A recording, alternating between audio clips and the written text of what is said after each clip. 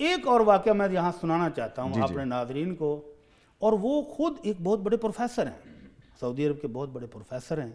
وہ اپنا واقعہ بیان کرتے ہیں. بہت اچھے داعی واعظ بھی ہیں، خطیب بھی ہیں. وہ کہتے ہیں میری اوپن ہارٹ سرجری ہوئی. اللہ اکبر. کمزور سے ہیں، دبلے پتلے سے. آپ ان کو دیکھیں، ڈاکٹر صالح المغامسی ان کا نام ہے، نیٹ پہ دیکھیں، بڑے کمزور سے دبلے پتلے سے ہیں. وہ کہتے ہیں میری اوپن ہارٹ سرجری ہوئی، اور ڈاکٹروں نے جب مجھے ہوش آیا تو آ کر مبارکباد دی، ڈاکٹر صاحب مبارک ہو کہ آپ کی سرجری کامیاب ہو گئی ہے. میں نے کہا الحمدللہ. لیکن تھوڑی دیر کے بعد ڈاکٹر ایک آیا تو اس کے چہرے کا رنگ اڑ گیا ایک دم. وہ بھاگا، دوسرے ڈاکٹر کو بلا کے لایا. وی آئی پی شخصیت ہیں، پروفیسر ہیں، داعی ہیں بڑے اچھے.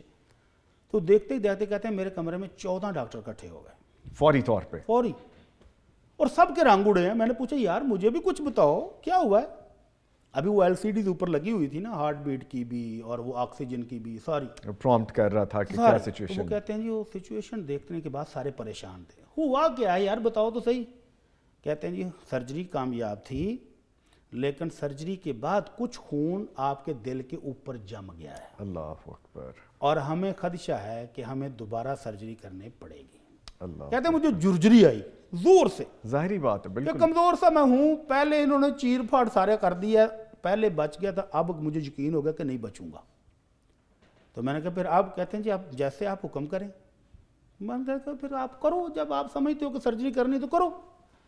کہتے ہیں وہ آپریشن تھیٹر کی طرف بھاگے، اور میں نے ایسے پیچھے ٹیک لگائی اور آنکھیں بند کر لی کہ اب مرنے کے لیے تیار ہو رہا ہوں. اتنے میں ایک نرس آئی اور میرے کان میں آ کر کہتی ہے ڈاکٹر صاحب صلی علی محمد صلی اللہ علیہ وسلم. آپ نے ڈاکٹروں کی مان لی ہے، دوائیاں کھا رہے ہیں، سب کچھ کر لیا ہے، تو جو نسخہ اور وظیفہ امام الانبیاء صلی اللہ علیہ وسلم نے بتایا تھا وہ بھی کر کے دیکھ لیں.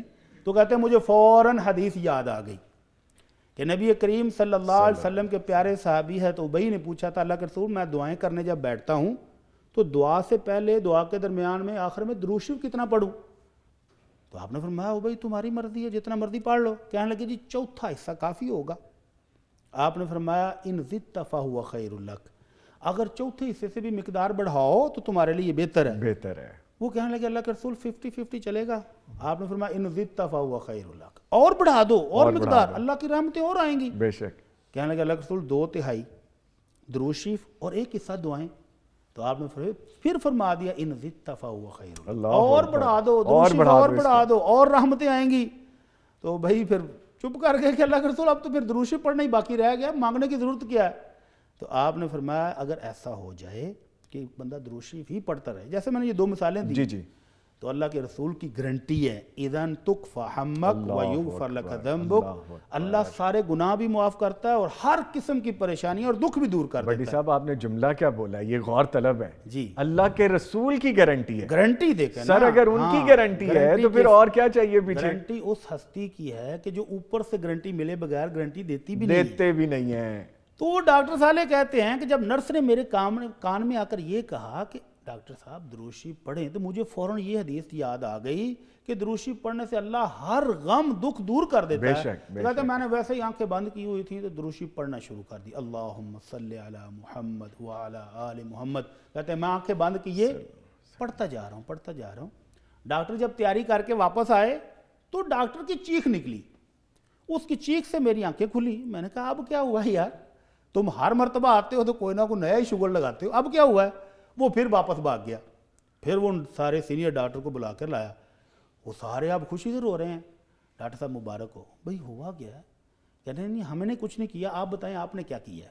کیونکہ میں نے کیا کرنا تھا، میں تو موت کے لیے منتظر بیٹھا ہوں.